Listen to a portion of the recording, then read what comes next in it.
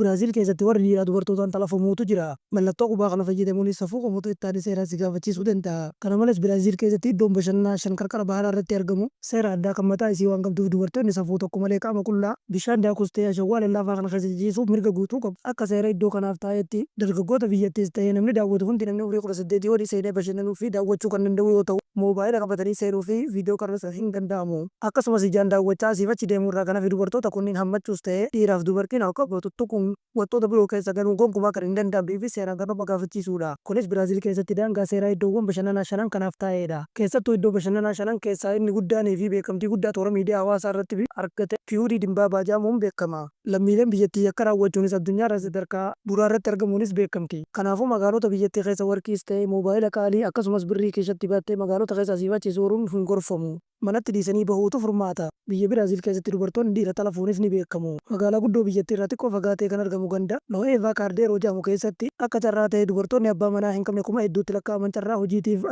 ganda sanitti walitti qabamanii hojii hojjechaa waan jiraniif isaan keessaa muraasni qofti abbaa manaa waan qabaniif jecha namoota daawwannaaf yookaan immoo turistiidhaaf biyyattii deemanii achiin darban yoo argan hanga mootummaan itti naqamne yookaan qaamni seeraa itti naqamnetti talafanii manatti galfachuudhaan beekamu. Kunis akka dhagameen ajandaa miidiyaa hawaasaa ta'ee bubbulee jira. Kubbaa miilaatiin dabbee qabdu biyyi Biraazil guddina diinagdeetiinis addunyaa irra sadarkaa kurnaffaa kan argamtudha. Kana malees somba addunyaa jedhamee kan beekamu lagdi bosona Amaazoon parsantii 60 ol biyya Biraazil keessatti argama. Biyyi tun baay'ina uummataa 210,010 kan qabduu fi wantoota addunyaa birootiif keessummaa ta'anii fi safuutaan baay'inaan itti fayyadamuun beekamti. Biraazil keessatti nyaata harkaan nyaachuun baay'ee kan hin baratamnee fi nyaanni siif qophaa'ee siif dhiyaate yoo sitti hin tolle ta'es fuula badaa argisiisuun nyaataaf kabaja dhabuu fi akka safuutti waan ilaalamuuf hin danda'amu. Guyyaatti aanu viidiyoo biraa qabadan isin eeggadhu faana galchi chaanaala sabiskiraayib godhuu viidiyoo laayik godhuudhaan na gargaaraa nagayaan tura.